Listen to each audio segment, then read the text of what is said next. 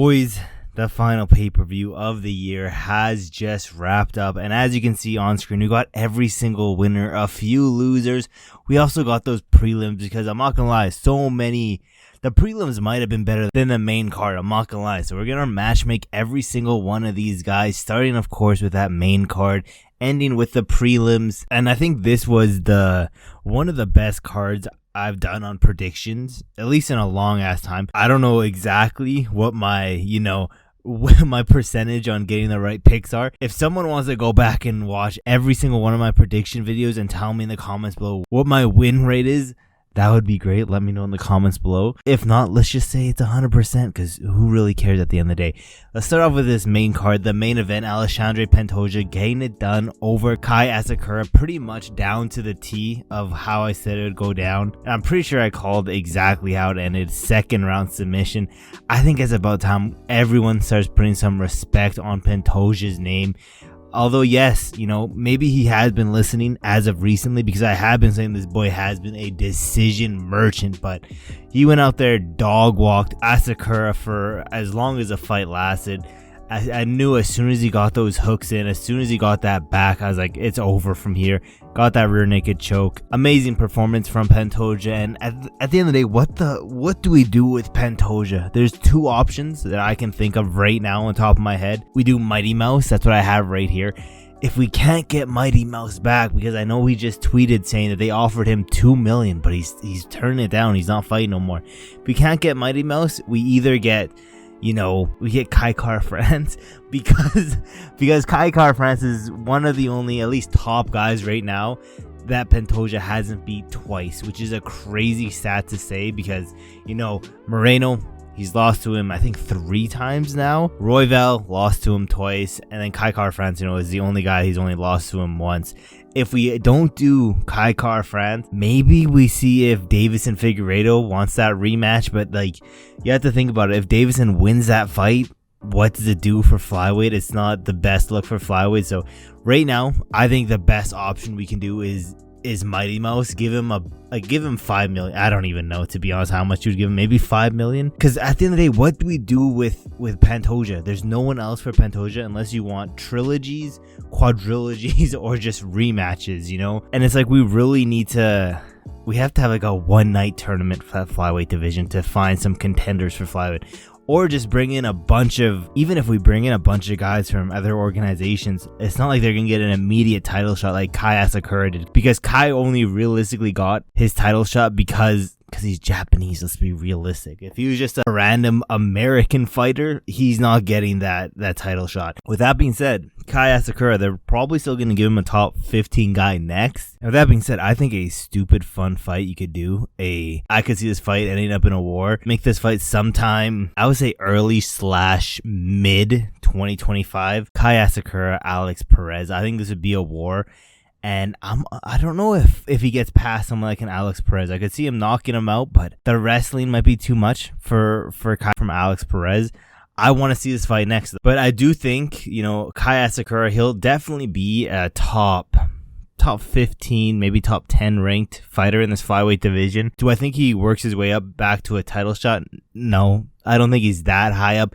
It's just completely different levels in the UFC. And I've been saying this all around for my prediction videos of 310. It's different levels when you get into the UFC. And we just showed today that, this guy, a 2-time champion in another organization, got dog walked for less than 2 rounds by the champ in the UFC. So 2 different just skill levels. I still think he's going to be a top 10, top 15 guy, just nothing really higher than him. I could see him being top 7. I don't know if he makes it back to the top 5 though. Let's go down. Shavkat, is there really much to say about this one? Bilal Muhammad's next. Do I think, am I more confident now than before picking Shavkat to beat Bilal? Not necessarily. Ian Garry did very good. We'll get into Ian Garry when we get into his matchup, but Shavkat, yes, he was training for Bilal, not necessarily Ian Garry. he did not look like the boogeyman of this division, if that makes sense. Yes, he still got it done. You know, the 100% finish streak came to an end tonight. It is what it is. He's still undefeated. And I don't know if he gets past Belal Muhammad. You know, I honestly think Belal gets it done, which is crazy because everyone thought this guy's going to come save us. You know, he's going to be the boogeyman. I don't think so. You know, I don't think that's the case anymore. Like Belal's pressure, his pace, his nonstop cardio, I think it might break Shavkat. But with that being said, I guess we'll find out when it happens.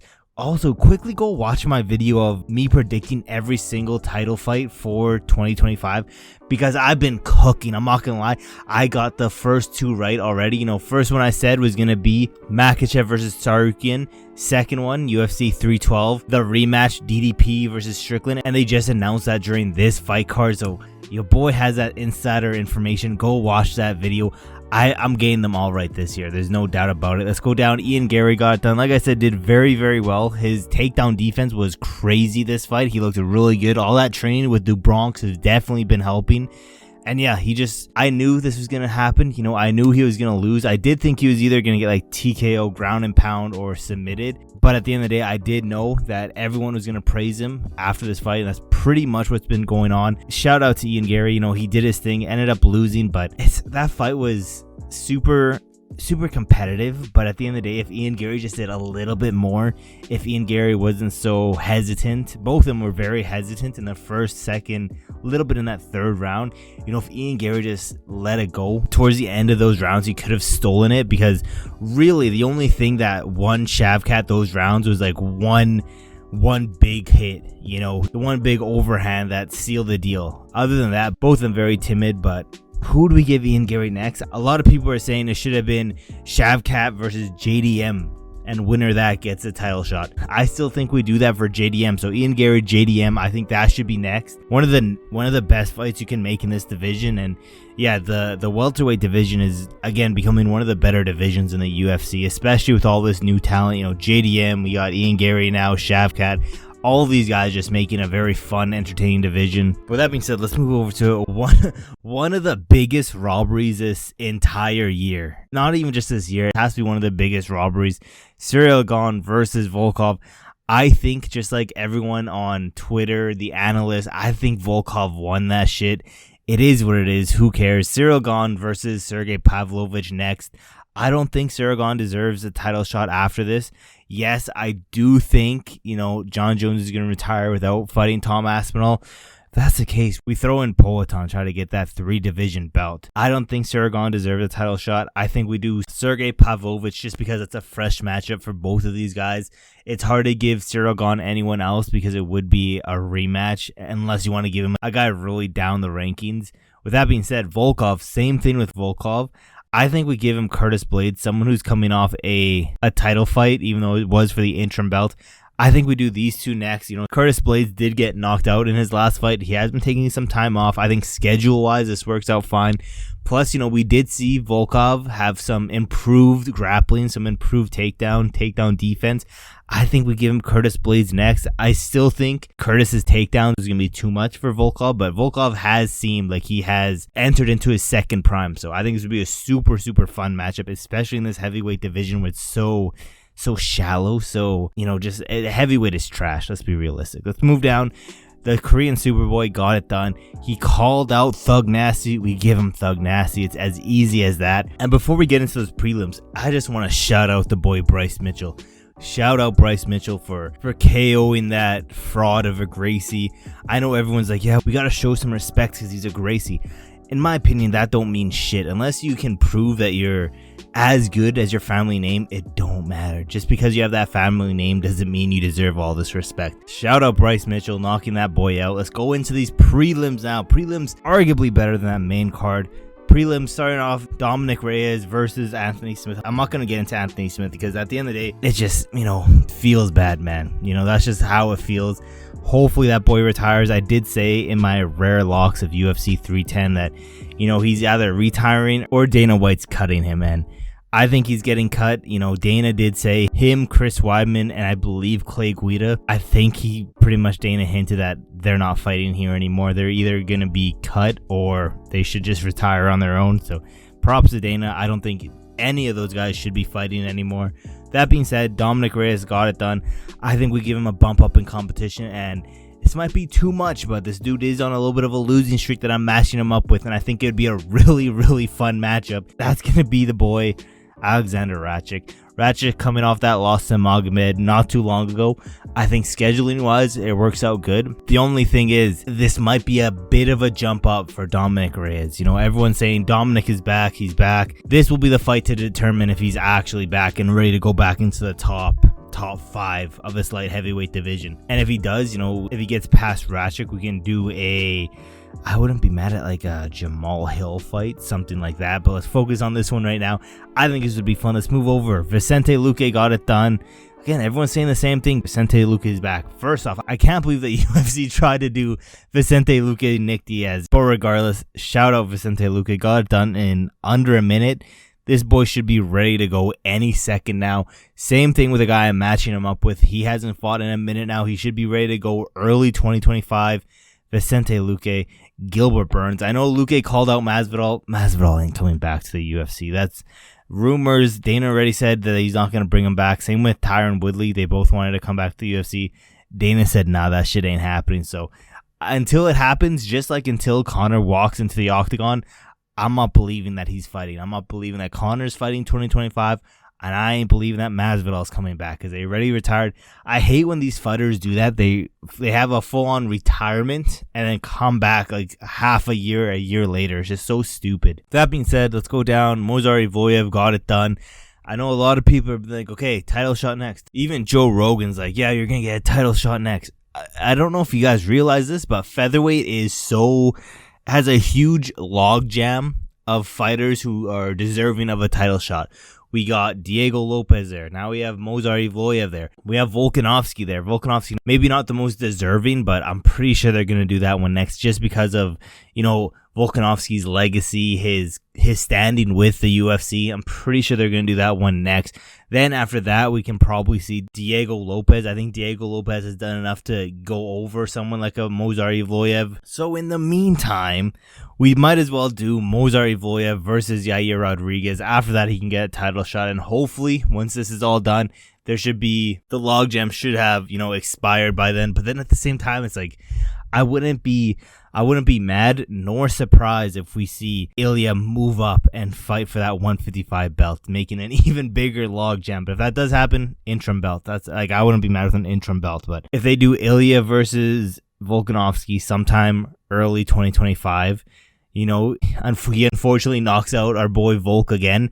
I wouldn't be mad if he moves up, fights for 155, and we do Movsar Evloev versus Diego Lopez for an interim belt. Wouldn't be mad about that whatsoever. With that being said, let's move down to another semi-robbery. I didn't think Bryan Battle won this one. I did think Randy Brown did enough to get it done.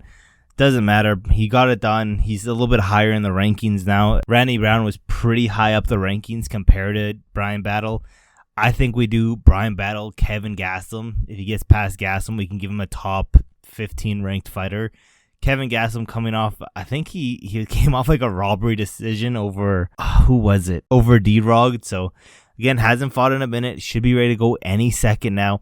And just like Bryan Battle, having issues on that scale. You know, if it wasn't for that, like, mark my words, if it wasn't for that 4-pound miss in weight, Bryan Battle wouldn't have been able to as easily hold Randy Brown up against that cage for as long as he did. You know, Battle definitely lost some aura points during this fight. It is what it is. Maybe not as high level as everyone thought, but it is what it is. Let's go down. Eryk Anders got it done. TKO over the old man Chris. Let's give Eryk Anders another old guy in this rankings. He has 2 more fights left, he says, until he's hanging them up. And I think a fun matchup, a fight that's relatively close in the rankings, and also a fight that should be easy to make on paper, scheduling wise. Eryk Anders, Jung Young Park. I think this would be a fun matchup, a good stand-up fight. I think this would be majority a stand-up fight. Have this as a co-main on a non-pay-per-view fight. If you have a solid main event, wouldn't be mad about that. Let's go down. Joshua Van just entered into the rankings, and the guy I have matched up for him, this would be a crazy fight. This could be a main event of a fight night card. Joshua Van, Steve Ercik. Steve Ercik deserves a step down in competition, especially in the rankings. Coming off that knockout loss, plus that loss to the champ, so needs to fight a little bit lower in the rankings, and Joshua Van, I think this would be a perfect next matchup for. And to be honest, I don't know who wins this one. I could definitely see Joshua Van knocking out Steve Ercik again, but I could see Steve Ercik getting it done as well. This would be a very fun matchup. I know Joshua Van doing a lot better defensively, and I'm not gonna lie, ever since that knockout loss, I thought this boy wasn't gonna look the same. He's looked very well since that knockout loss. I'm very, very happy about that because it's a good thing having such a high-level prospect in this division. Joshua Van, Steve Ercik next. If he gets past Steve Ercik, give him someone like a Kai Asakura. That would be a good-ass fight. Give him someone like that so he can get into the title, so he can get a title eliminator. And then, we have some fresh blood for Pantoja, and Joshua Van, someone who likes to be active. So hopefully we see him either late 2025 or early 2026 keep winning to get a title shot. That would be fun. That being said, let's move over. Chiesa got it done. There's not many fights for Chiesa. I'm not gonna lie. I got a rematch RDA. RDA coming off that. He's just such an old dude that he blew out his knee just walking around in the octagon last time he fights. So let's do this one next. I honestly don't know who to put for Chiesa. I'm doing the rematch with RDA. They fought back in like 2020. I believe Chiesa got it done. Who cares? Let's match these guys up. Moving down, Chase Hooper got it done. Chase Hooper has been looking crazy ever since he moved up to lightweight and bulked up.